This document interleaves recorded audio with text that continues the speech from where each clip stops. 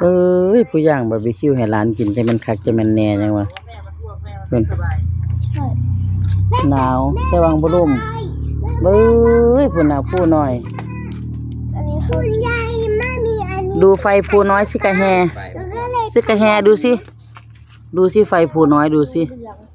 คงตึงอยู่พี่น้องเบิ่งอย่าว่าสิซูมเบิ่งค่ะอันนี้ใช่เหรอหนูเป็นเมียวนะเป็นแนวยาวไปเลยค่ะมื้อนี้บ่ได้ยินเสียงดนตรีไว้มื้อนี้วันนี้บ่ได้ยินเสียงดนตรีเลยโอ้ย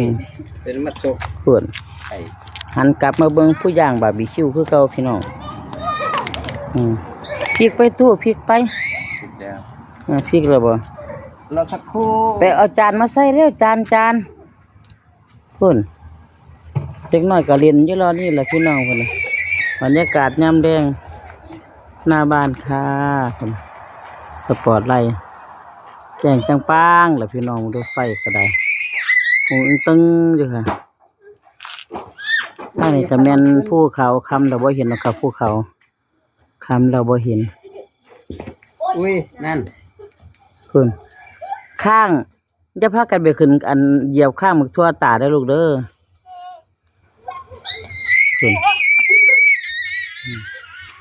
คุณ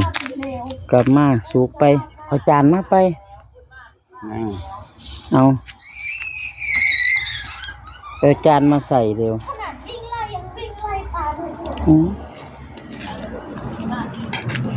จักมันกินเสียบอีหยังเนาะพอเลยกินน้ำบ่เป็นหรอกนี่ใช่ว่าก็จะกินกอกี้ท่าแค่นหรอกพี่น้องวันนี้จะกินข้าวกี่ท่าไข่คนเดียวนะมีใครกินกับยายไหมมีใครกินข้าวกี่กับยายไหมเนี่ยโอ้ยพี่ปืนมึงหอดใส่นบักแห่พี่ปืนถึงไหนแล้วเนาะพี่ปืนน่าจะถึงอุดรอ้าวไปไหนก็ทางโน้นกำลังจะถึงย่าหยอกกันลูกย่าหยอกกันบรรยากาศหน้าบ้านย่ำแรงค่ะเดินเรือนป่าระวังลูกระวังเอาตาไปเอาจานไหมขึ้นหน้าในมาเสียตาไหมน้องอยู่ไหนนะแฮงนั่นไงเป็นแต่ซุกดีอยู่ด้วยนะเนาะแล้วเราก็ค่อยเก็บเอ็มมาจะมาใกล้ลูกถอยลูกถอยกินนิดนึงหน่อยนะเอาเลยลูกเอาจานมาใส่ลูกไปแฮรีบไปเอาจานมาใส่ลูกสิแกแฮไปเอาจานลูกเอาจานมาใส่เร็วนั่นไงจานอยู่ข้างหลังจานกีตาเอามาอยู่ต้องใส่ถุงมือมาแก้งเนอะให้ใส่ถุงมือแล้วแฮร์รี่ต้องใส่ถุงมือทำไมเอ็มมานะก็ให้แฮร์รี่เป็นแมวแฮร์รี่ก็วิ่งไล่จับเอ็มมาเลยจะใช้ถาดหน่อยก็ได้ตัวเท่าอันนี้ก็จะใส่บาร์บีคิวเขานี่โอ้ยใส่นี่เลยเป็นสุกแล้วบ่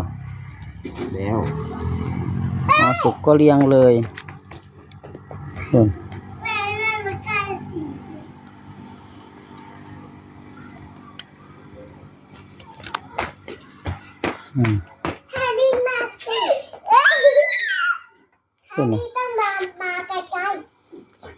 เอาใส่อีกชุดนึงเดี๋ยวไปใส่ของก่อนไปใส่ข้าวตีอ้าวตาไปใส่ข้าวแล้วอ้าวขนมหมดแล้วอันนี้ก็หมดตัวกินเกี้ยงไว้เด็กน้อยซึ่งไม่กินขนมกินเขาคือกินขนมคือสีดีเนาะมาเสร็จแล้วสีสันเขากี้ไหมเลี้ยงหุ้ยอยู่เขากี้